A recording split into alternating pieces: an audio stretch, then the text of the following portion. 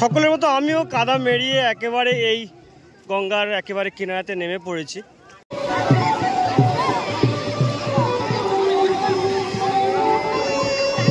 Hello everyone, আরও একটা নতুন ব্লগে তোমাদের সকলকে স্বাগত। বেশ কয়েকদিন পরে আরও একটা ব্লগ তোমাদেরকে দেখাবো। আজকে যাব নিশ্চিন্তপুর পয়লা নম্বর ঘাটে। প্রতি বছর ভাদ্র মাস জুড়ে নিশ্চিন্তপুর তথা দক্ষিণ 24 পরগনা জুড়ে প্রচলিত দেবী মনসা দেবীর আরাধনা করা হয়। বিগত কয়েক বছর আমি এই নিশ্চিন্তপুর পয়লা নম্বর ঘাটে যাই। এই পয়লা নম্বর ঘাটে প্রতি বছর ভাদ্র মাস জুড়ে প্রচুর ভেলা ভাসানো হয়। নিশ্চিন্তপুর পয়লা নম্বর ঘাটে যে ভেলা ভাসানো হয় তার অন্যতম একটা মূল আকর্ষণ থাকে বিভিন্ন ধরনের সাউন্ড। নাম করা বেশ কিছু সাউন্ড আছে এই ভেলা ভাসানো। তো আজকের এই ব্লগে আমি মূলত তোমাদেরকে ভেলা ভাসানোটা দেখাবো। কেমন হয় এই ভেলা ভাসানো সেটা দেখতে থাকো। আর যদি ভালো লাগে তাহলে লাইক শেয়ার কমেন্ট করে দিও। স্টেশনে চলে এসেছি। আজকে 2:27 একটা নামখানা লোকাল রয়েছে। এই ট্রেনটা ধরে আমি নিশ্চিন্তপুর যাব। আগে একটা লক্ষ্মীকান্তপুর লোকাল ছিল, সেটা আমি ছেড়ে দিয়েছি, কারণ লক্ষ্মীকান্তপুরটা কেবল লক্ষ্মীকান্তপুর অবধি যাবে আর নামখানা লোকালটা থামবে নিশ্চিন্তপুর মার্কেটে। ট্রেনটা ছিল 2:27, কিন্তু আনফর্চুনেটলি ট্রেনটা আধ ঘন্টা লেট করে সবে মাত্র ঢুকছে। তো চলো ট্রেনটা আসছে, আপাতত ট্রেনে উঠে যাই আর তারপর তোমাদের সাথে কথা হবে। 20 টাকা দিয়েছি গো, 10 টাকা দিয়েছো।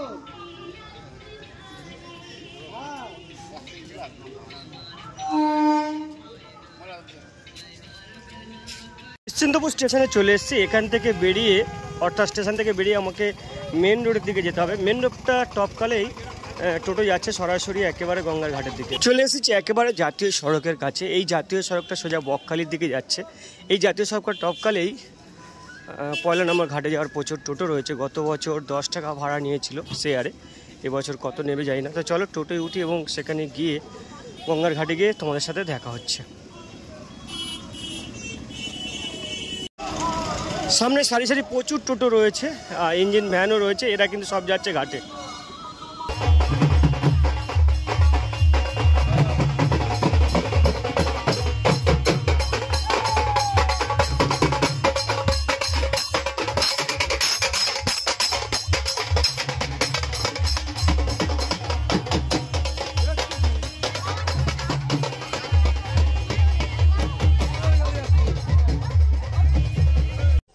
এখন যে জায়গাটা দাঁড়িয়ে রয়েছে ঠিক আমার পিছনটাতে সমস্ত মান্দাজগুলো রেডি করা আছে। এখানেই মূলত ভেলাগুলো ভাসানো হবে, অর্থাৎ মনসা দেবীকে এখানে আনা হবে এবং আস্তে আস্তে গঙ্গায় বিসর্জন করা হবে। তো চলো তোমাদেরকে প্রথমে ঘাটটা একটু দেখাই। এই হলো টোটাল গঙ্গার ঘাট। এই গঙ্গার ঘাটে কিন্তু সমস্ত ভেলাগুলো ভাসান করা হবে। পরপর মান্দাজগুলো রাখা রয়েছে, এখানে দেখতে পাচ্ছি কলা গাছের মান্দাজ। এবং দর্শক কিন্তু যারা এই মেলা ভাসানোটা দেখবে তারা কিন্তু অলরেডি আসতে শুরু করেছে। আর এদিকে প্রচুর নৌকা দাঁড়িয়ে রয়েছে, গঙ্গায় প্রচুর স্রোত রয়েছে। দূরে একটা বড় একটা ভাসমান জাহাজ বেরিয়ে গেল। আর এদিকে যারা মাছ ধরতে যাবে অর্থাৎ মৎস্য শিকারে যাবে তারা কিন্তু জাল নিয়ে রেডি হচ্ছে। তো এই দৃশ্যটা একটা অসাধারণ লেভেলের দৃশ্য। মাছ ধরতে যাওয়ার প্রস্তুতি কিন্তু এদিকটাতে চলছে। জালগুলোকে আস্তে আস্তে রেডি করা হচ্ছে নৌকা থেকে। যারা মৎস্য শিকারের সঙ্গে যুক্ত তারা কিন্তু এই সময় প্রচুর ব্যস্ত, কারণ এই সময় ইলিশ মাছের একটা ব্যাপার থাকে, নোনা মাছের একটা ব্যাপার থাকে।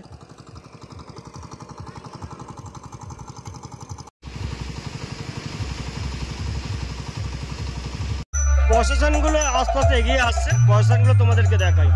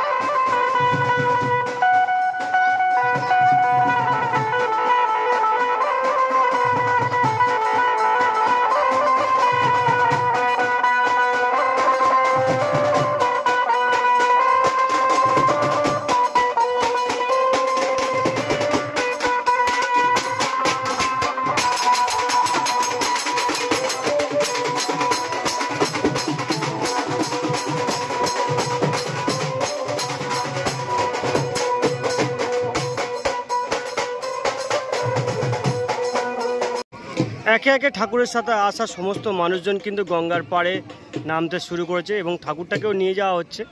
গঙ্গার পাড়েতে ভেলাটা রেডি রয়েছে, সেখানে ঠাকুরকে নিয়ে যাওয়া হবে এবং গঙ্গায় বিসর্জন করা হবে। তো বিসর্জনের পর্বটা তোমাদেরকে একটু দেখাই।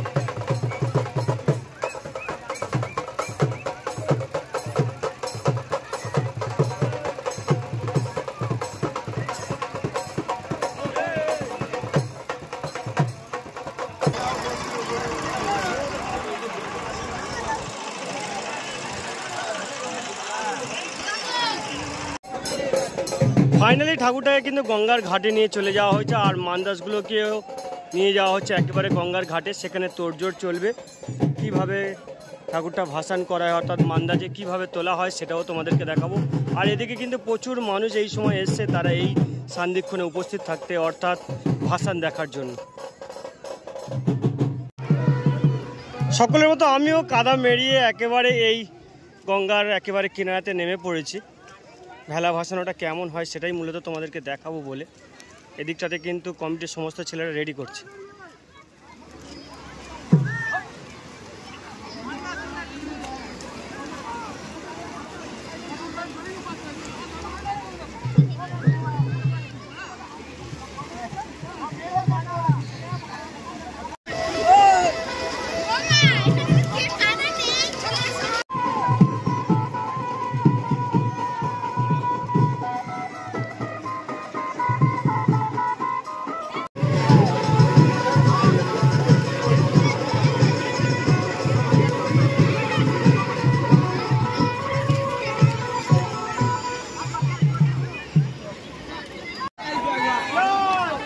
ঠাকুরের সাথে সাথে যে থিমটা থাকে সেই থিমটাও কিন্তু ভাসিয়ে দেওয়া হয়, অর্থাৎ কলার মান্দাজের ওপর থিমটা নিয়ে যাওয়া হচ্ছে। এই থিমটার ভিতরেই ঠাকুরটা থাকবে এবং তারপর ঠাকুরটাকে ভাসান দেওয়া হবে।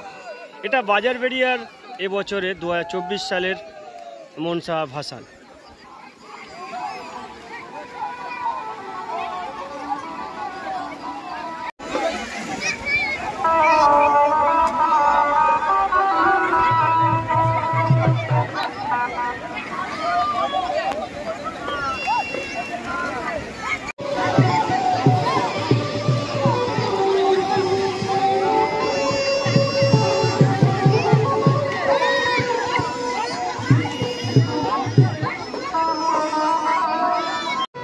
প্রত্যেক মানুষের, প্রত্যেক জনগোষ্ঠীর একটা আলাদা আলাদা কালচার থাকে, ব্যক্তিগত কালচার থাকে, যে কালচারটা তাদের সম্পূর্ণ নিজস্ব। এই নিশ্চিন্তপুরের মানুষরা সারা বছর অপেক্ষা করে এই আজকের দিনটার জন্য। সমস্ত ভাদ্র মাস জুড়ে তারা এই মা মনসার পূজায় ব্রত হয়। আর আজকে সেই সান্দিক্ষণ, প্রচুর মানুষ এই গঙ্গায় এসছেন এবং তারা গঙ্গাতে স্নান করছেন। গঙ্গার ঘোলা জল, তবুও এর মধ্যে একটা আলাদা আনন্দ রয়েছে, আলাদা একটা ঐতিহ্য রয়েছে। একে অপরকে জলে নিয়ে যাওয়া এবং সেখানে ডুব দেওয়া এবং নাচানাচির সাথে সাথে মা মনসা দেবীকে গঙ্গায় বিসর্জন দেওয়া, এটা একটা রীতি, এটা একটা অনুষ্ঠান, যে রীতি দীর্ঘদিন ধরে তারা তাদের জনগোষ্ঠী এগিয়ে নিয়ে চলেছে এবং আগামী দিনে এই জনগোষ্ঠীদের এই কালচার আরও অগ্রগতি হবে, আরও বড় আকারে ধারণ করবে, সে বিষয়ে কোনো সন্দেহ নেই। এখন যেটা দেখাচ্ছি তোমাদেরকে, আজকে যে বাজারবেড়িয়া থেকে যে দলটা এসছে তারা কিন্তু অলরেডি গঙ্গায় নেমে পড়েছে, তাদের ভেলা রেডি। কেবলমাত্র ঠাকুরকে নিয়ে যাওয়া, বয়োজ্যেষ্ঠ যারা রয়েছে তারা কিন্তু পরখ করে দেখে নিচ্ছে ঠিকঠাক হয়েছে কিনা এবং তারপরে ভেলাতে মাকে তুলবে এবং বিসর্জন দিয়ে দেবে।